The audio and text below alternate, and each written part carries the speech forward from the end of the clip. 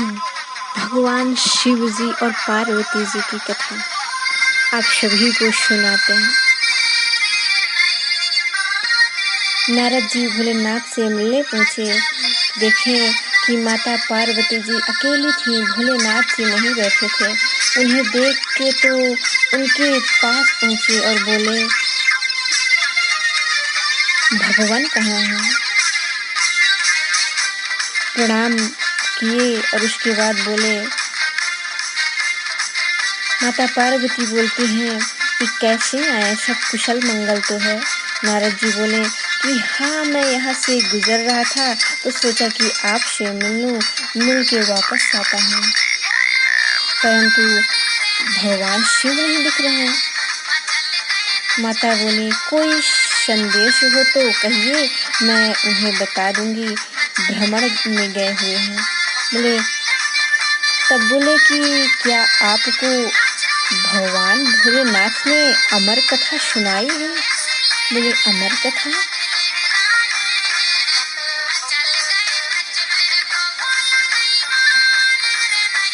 माता ने कहा नहीं। वे नारद जी को एक हंसी आ गई। तो भगवान नारद जी को माता पार्वती जी से हंसी करने का एक थोड़ा समय मिल गया, विषय मिल गया।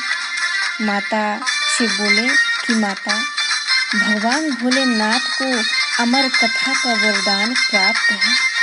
यदि कोई अमर कथा सुनेगा तो वो अमर हो जाएगा, तो कृपया करके आप उन्हें कहिए कि मुझे अमर कथा सुनाएं।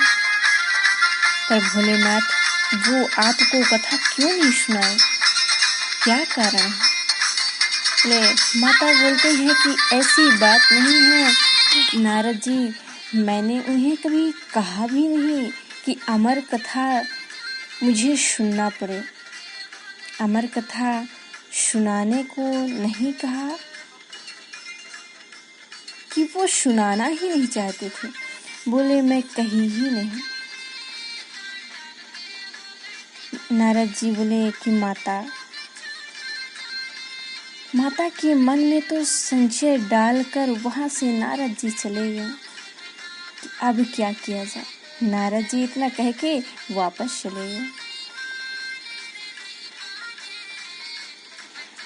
माता जी बैठी थी, जब भोलेनाथ जी आए तब बोली कि मुझे आपने अमर कथा नहीं सुनाई, आपको ज्ञात है फिर भी। भगवान शिव जी बोलते हैं कि देवी, अमर कथा कैसे याद आई आपको अचानक?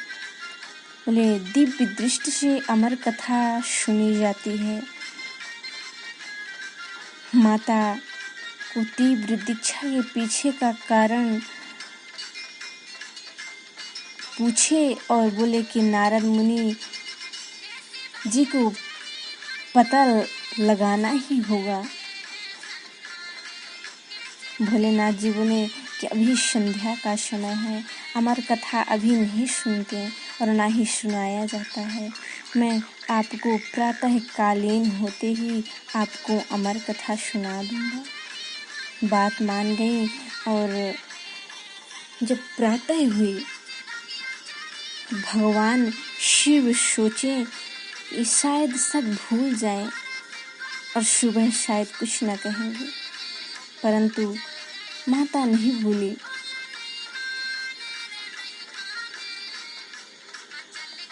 भगवान शिव माता याद दिला दी तो भगवान शिव कहते हैं कि ठीक है, चलिए आप कहती हैं तो मैं सुना देता हूँ, परंतु अमर कथा अकेले सुना जाता है, यहाँ कोई हो ना।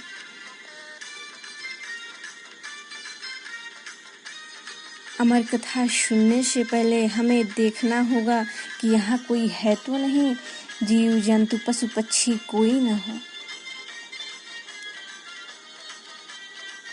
तो अपने डमरू से भयानक आवाज निकाले और सब चले गए। तब भगवान सोचे कि अब सब चले गए होंगे, मैं कथा आरंभ करता हूँ, अब कोई नहीं सुनेगा।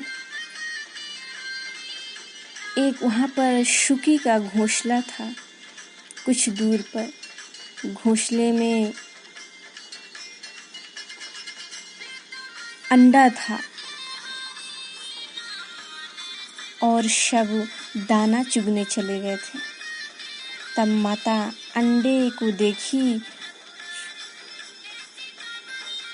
बोली ना कोई जीव जंतु का खतरा तो नहीं है, चलिए अब अमर कथा आरंभ करते हैं, कोई नहीं है। भगवान शिव कहते हैं कि मैं आपको सुनाता हूँ, आप बीच बीच में हुंकार भरते रहिएगा, हाँ हूँ कहते रहिए। तब कथा सुनना आरंभ कर दें। बोले आप आँख बंद करिए। माता बोली मैं ठीक है, मैं आँख बंद करती हूँ, आप शुरू कीजिए। तो स्टार्ट कर दिए। शुगी के अंडे में, शुगी में एक अंडा था। अंडे से बच्चा बाहर आया, वो भी सुन रहा था। तो जैसे वो भी सुन रहा था तो माता को नींद आ गई। वो सुनते सुनते सो गई। शुकी ने देखा कि माता सो रही है, तो शुकी कुछ दूर पर आकर भगवान शंकर जी सुना रहे थे। तो अब माता सो गई तो शुकी हाँ हूँ का हुंकार करने लगे। जब अमर कथा खत्म हुई तब माता जग गई अपने से अचानक। बोले फिर क्या हुआ? बोले कि कथा पूरी हो गई।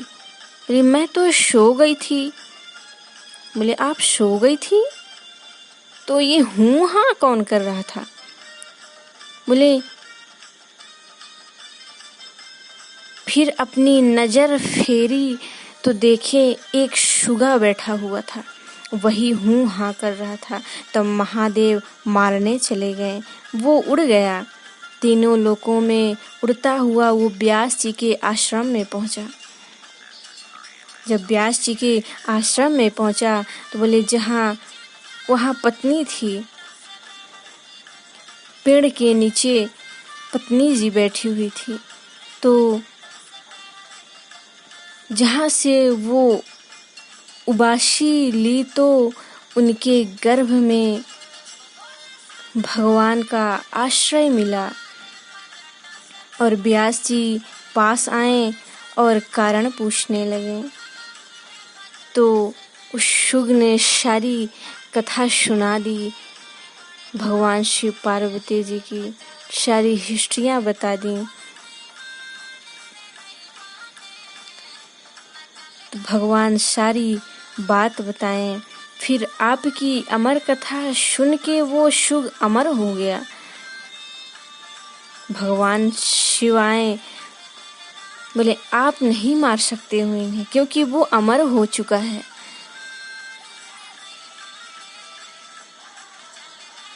वापस कैलाश पर्वत की ओर चले गए। यही शुगा व्यास जी के पुत्र गर्भ में वेद उपनिषद का ज्ञान प्राप्त कर गर्भ में 12 साल तक रहा। और व्यास जी ने दिव्य दृष्टि से उनसे पूछा कि तुम बाहर कब आओगे? बाहर आओ। बोले माया के प्रभाव ना पड़ जाए। तो श्री कृष्ण जी ने आश्वासन न दे तब तक वह बाहर नहीं आएंगे, वो गर्भ में ही रहेंगे जब तक भगवान श्री कृष्ण जी आश्वासन ना दें। बोले नहीं। नारद जी के कहने पर भगवान श्री कृष्ण जी आए और जन्म लें। भगवान श्री कृष्ण जी आए और जन्म लेने का उपदेश दे दिया। तो माया के रूपी स्पर्श से उन्हें जन्म हुआ। माया रूपी स्पर्श से उन्हें कोई स्पर्श नहीं कर सकता था। बाहर आए और फिर पिता से ज्ञान प्राप्त की और वही भगवत कथा सार बनी। भगवत कथा आरंभ कर दी। उन्हें भगवत कथा का पूरा नॉलेज हो गया।